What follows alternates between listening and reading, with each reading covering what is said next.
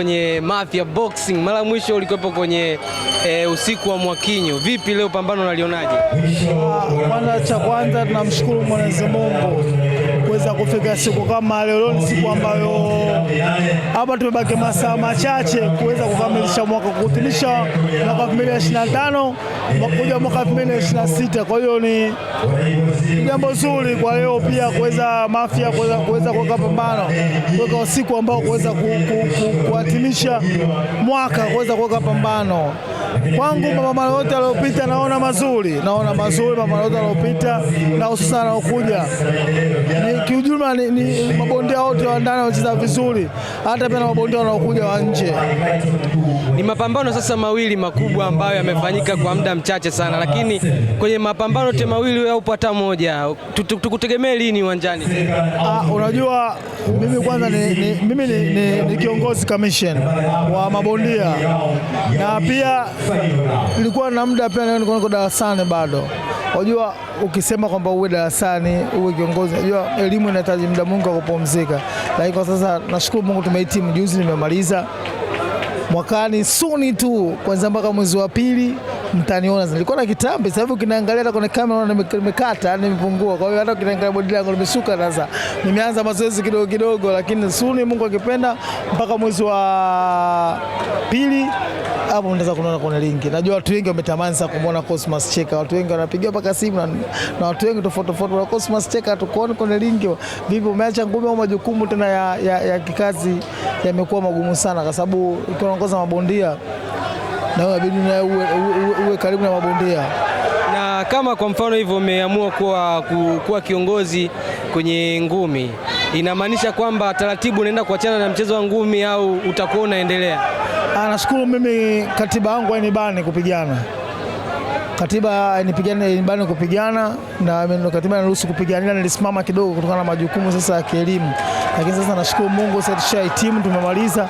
Sasa hapa ni rasmi, sasa watu waone utamu wa boxing kwa Cosmas Cheka. Sasa hebu tupatie neno lako sasa la kufungua mwaka na la kufunga mwaka. Nawapenda wote, hususa familia yangu.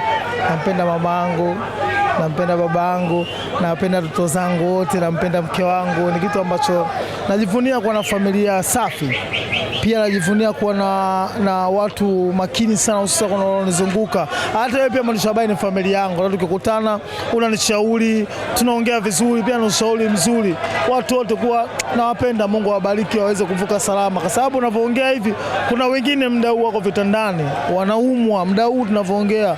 Hawamjui wanaingia, hawamjui wanaotoka, na wana pesa nyingi, lakini Mungu kampa pesa lakini afya hajalipia hata kidogo, lakini anaumwa. Lakini nashukuru Mwenyezi Mungu mpaka muda huu niko safi, niko salama. Napenda sema wanapenda wote. Okay, nitaka kusahau kitu. Lile pambano la Mwakinyo bwana, lilienda raundi 2 tu. Kwa hiyo watu walisema maneno mengi sana walipotoka kwenye ule mchezo. Wewe yapi maoni yako juu ya ule mchezo? Cha kwanza nilikwambia tangu siku ile kama Mwakinyo ni professional boxing. Mwakinyo ni bondia. Kwa Mwakinyo anapocheza na mtu anamjua huyu mtu nianze vipi malize vipi. Mimi niko tofauti na maneno ya watu kwamba baba anaweza amelitoa labda bondia kiande. Mtu wote anapanda kwenye ringi atakao mheshimu. Hata akipanda mwanao darasa la kwanza au la pili, utakao mheshimu. Kwa sababu ngumi bwana, ngumi sio mchezo wa kubahatisha. Ngumi ni mchezo wa hatari sana. Yaani ngumi sio mchezo wa kubahatisha, ngumi ni mchezo wa hatari sana. Ndio maana kawekwa refa katikati. Refa ni mtu ambaye anakuwa wewe uhai wako. Mwakinyo bondia ni mkali, sababu bondia kangana mechi 18 hajapoteza mechi hata moja. Wanadai kwamba yule ni bondia mwepesi mno. Sasa mechi 18 ameshinda vipi zote? Mechi 18 ameshinda vipi zote? Ni bondia mkali, basi tu amewaiwa. Kama Simba anavyoiwa labda na fisi. Ndio vile.